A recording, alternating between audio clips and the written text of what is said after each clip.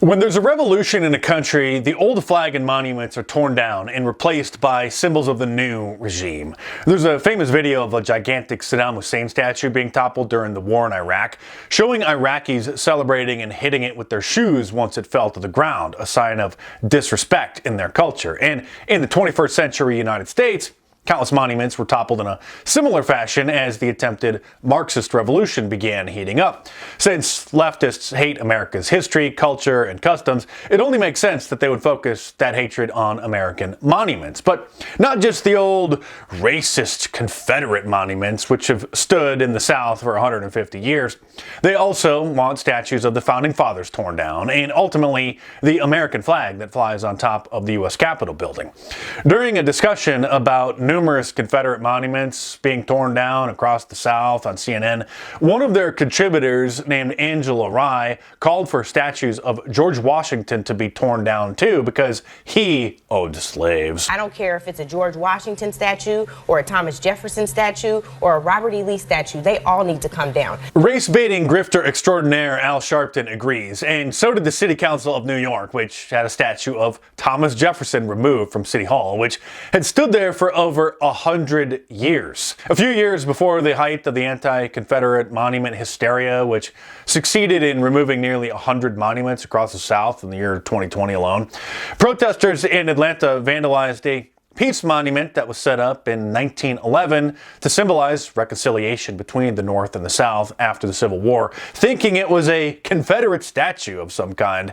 A statue of Abraham Lincoln, who freed the slaves, was vandalized in Chicago with graffiti saying colonizer, proving just how clueless these communists are. Mount Rushmore is also a frequent target of protesters who want it torn down as well. They always get worked up about it around the 4th of July.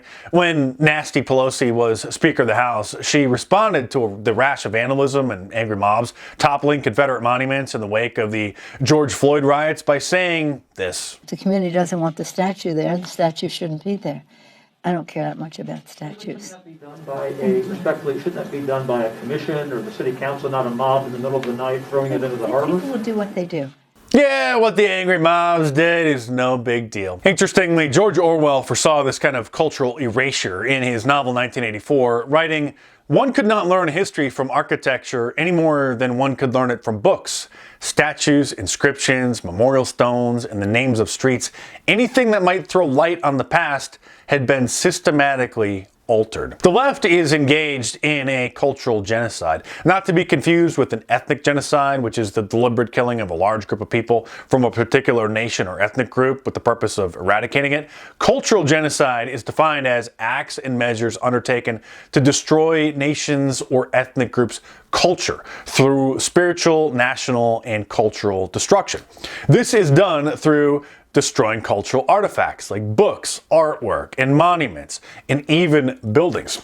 Destruction of such artifacts is actually a violation of numerous international treaties, which aim to protect such objects even in times of war. And speaking of war, obviously we're in the midst of a cultural war, not to mention an attempted Marxist revolution being conducted with the full cooperation of the Democrat Party, which at this point should really just change their name to the Communist Party of North America. And with Independence Day just around the corner, the communists aren't going to be happy about us normal people celebrating freedom and the incredible republic that the founding fathers of this country established. Every year when the 4th of July comes around now, countless black people and self-hating, virtue-signaling whites cry about how blacks weren't free when the Declaration of Independence was signed in 1776, so they can't be grateful for the freedoms they enjoy today as a result of living in this country.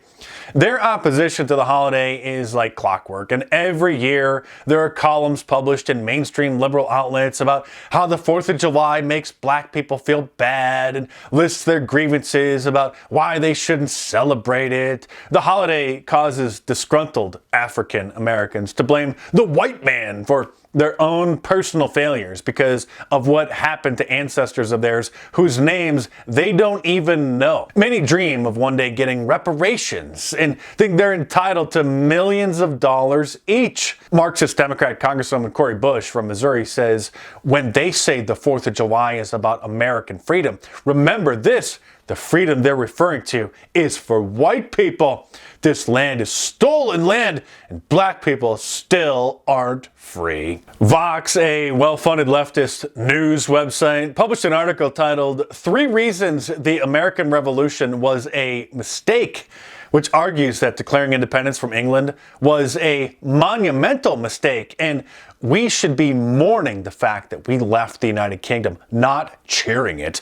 It goes on to say that the United States should have remained a British colony because fewer Native Americans would have been oppressed and slavery would have been supposedly ended sooner. They even claim that our form of government would be better since Britain has a parliamentary system instead of our 3-branch separation of powers system.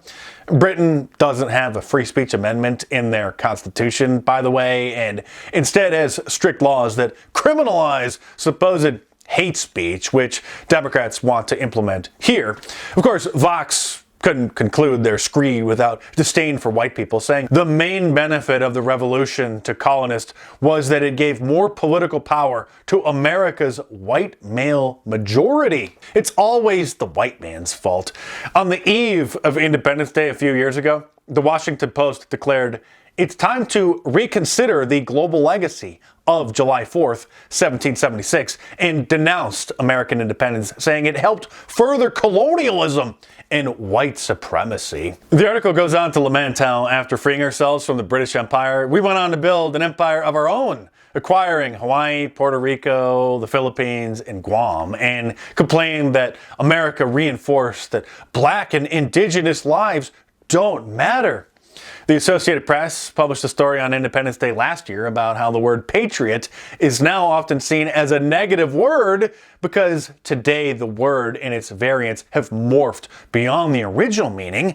It has become infused in political rhetoric and school curriculums with varying definitions, while being appropriated by white nationalist groups. Ben & Jerry's, the overpriced super premium ice cream, tweeted, "This 4th of July, it's high time we recognize that the U.S. exists on stolen indigenous land and commit to returning it," and linked to a petition demanding South Dakota give the land where Mount Rushmore stands back to the Sioux Indian tribes as part of the Land Back movement, which demands that traditional territories of Native American tribes be given back to them. But it turns out that the Ben & Jerry's factory in South Burlington, Vermont, sits on land that used to belong to a Native American tribe as well, until British colonists arrived in North America and then forced them out. They probably didn't even know that and surely don't care, because if they meant what they said about supporting the Land Back movement, they would turn the deed to their property over to the tribe. It's not just disgruntled black people, the black Democrats. Conservative blacks love America and don't carry a chip on their shoulder, but most of the tens of millions of criminal invaders who have breached our southern border from Mexico and Central America have no desire to become Americans and don't care about our history, our heroes, our culture, or our laws. As Pat Buchanan, the great paleo-conservative, a real conservative, warned over 20 years ago in his book, The End of the West, uncontrolled immigration threatens to deconstruct the nation we grew up in and convert America into a conglomeration of peoples with almost nothing in common.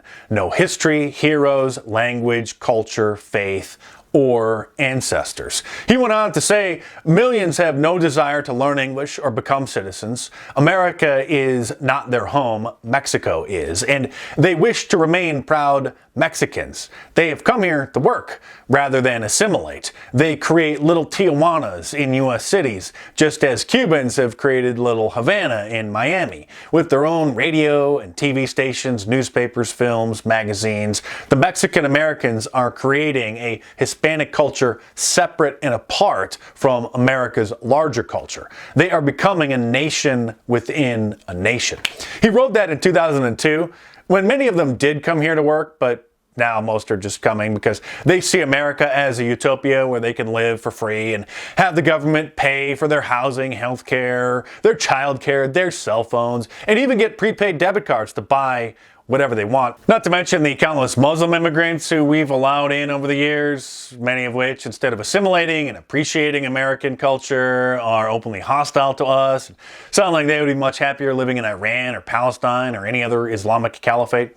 Not all Muslims, of course, but these days many of them are now chanting slogans in the streets of America that were once only heard by angry crowds in Iran. The American flag obviously symbolizes our great nation, or at least what a great nation we used to be. And since the Marxists hate everything about the United States, from our founding fathers to the Bill of Rights and every aspect of our culture, it should come as no surprise that the very sight of Old Glory sends them into a hissy fit as well. A survey conducted in 2018 by the nonprofit Foundation for Liberty and American Greatness found that 1 out of 5 millennials see the American flag as a sign of intolerance and hatred.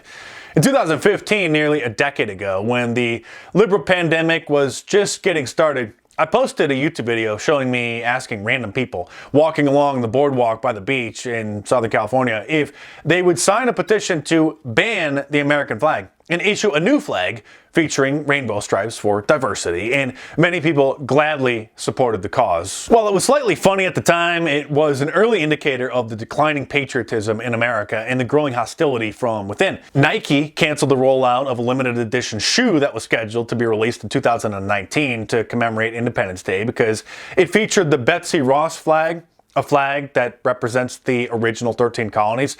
The cancellation came after complaints by Colin Kaepernick, who had become the face of Nike, landing a multi-million-dollar contract with them the previous year. In the past, athletes like Michael Jordan and Andre Agassi were the face of the sneaker giant, and they never engaged in divisive political rhetoric or got involved in political causes. Instead, they strictly stuck to sports, knowing it would be bad for business to ostracize half of their fans by publicly aligning with either political party or anything having to do with politics at all. But today, promoting liberal causes is put before profits, and most of corporate America is now in a competition with each other over who can best use their resources to promote social justice. Years ago now, a group of students at a California high school were sent home after they came to class on Cinco de Mayo, the Mexican holiday, meaning May 5th, wearing shirts with the American flag on them. The school considered their shirts to be cultural disrespect and forbid the students from wearing them. They sued the school for violating their First Amendment rights, but the Ninth Circuit Court ruled against the students. Their lawyers wanted to take the case to the Supreme Court, but in 2015, when it was still dominated by liberals, they rejected even hearing the case, which means that the lower court's ruling stood, allowing a public school to ban shirts that feature the American flag because it offended Mexican students. Comedian Sarah Silverman, best known for being Jimmy Kimmel's ex-girlfriend from many years ago, said in her now defunct Hulu show that the American flag makes her feel scared, and she was shaking. I had a boyfriend many years ago. He was my first boyfriend who had his own house. And one day I went outside to see what he was doing, and he was hoisting an American flag up the flagpole in his front yard. And I instantly felt very weird. It didn't make sense, but I felt this feeling of like, I felt scared. Yeah, I felt scared. Nationalism is innately terrifying for Jews. Think about it. Flags, marching, blind allegiance, these things tend to ring a bell for us. And so Americans saying we're number one and posting an American flag outside their home is too nationalistic for her and reminds her of racism and xenophobia. MSNBC contributor and New York Times board member Mara Gay says she thinks it's disturbing that so many Donald Trump supporters fly the American flag because it sends the message that this is our country. I was on Long Island this weekend visiting a really dear friend, and I was really disturbed. I saw, dozens and dozens of pickup trucks with, explicatives against Joe Biden on the back of them, Trump flags, and some cases just dozens of American flags, which is also just disturbing because essentially the message was clear. It was, this is my country. This is not your country. I own this. And now every year around the 4th of July, numerous TikTok videos go viral of black people complaining about seeing the American flags everywhere and insisting that anyone who flies one outside of their house must be a racist. I'm at the point with this country that, like, all this 4th of July decorations doesn't sit well with me, because we're at a point where the American flag on any piece of anything, hanging from your house, on your shirt, hanging from your car, on a sticker on your car, whatever, it looks racist. Like, the fact that it was the symbol of, like, the protests against masks, and it was the symbol for all lives matter and blue lives matter. It's like, it screams racist to me. It screams colonizer. It screams, I don't season my food. You know what I'm saying? So, I don't want to celebrate 4th of July anymore. 4th of July is officially canceled. I'm tired of seeing the 13 colonies flags everywhere in California when we're not a 13th colony. Also, 4th of July is overrated. Fireworks. And thanks for coming to my TikTok. A flag outside of somebody's house, I just automatically assume you racist. Oh, most definitely. But we felt that way for years. Like, I'm 51, and even as a kid, we knew. It was understood. If there was an American flag at their house, there's some racist white mother. That's just what it was. I thought everybody thought that, or knew that. It's funny to see that they're saying it now, and it's like it's kind of new, but no. Yeah, been thinking about that, thought that forever.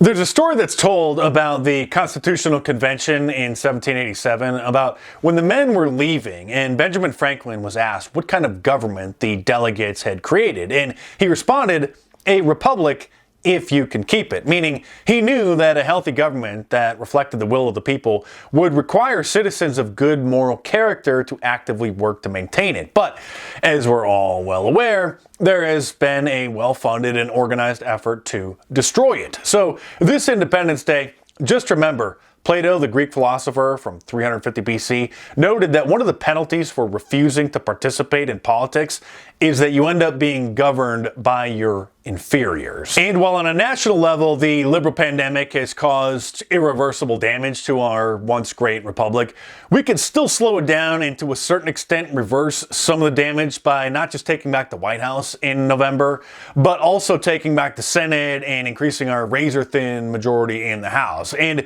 we can have even greater success on a local level. People often overlook the importance and the power of taking over school boards, city councils, state legislatures, and the governor's office. So even though the election is 4 months away, it's almost time to get your voter guides ready and start planning our peaceful and patriotic reclaiming and restoration of America. And if you like my more serious monologues like this, then you'll love reading my books, so order The War on Conservatives in paperback from Amazon.com or download the ebook from iBooks, Kindle, Nook, or Google Play. My books are a lot more in-depth and serious than my videos, which I have to tone down a little bit for obvious reasons. So if you want my complete uncensored analysis, along with nearly 1,000 footnotes, sourcing all the material, which makes not just a very informative read for those who keep up with the news on a regular basis, but also a valuable resource to help others and help them wake up, then head on over to Amazon.com or click the link in the description below and check them out.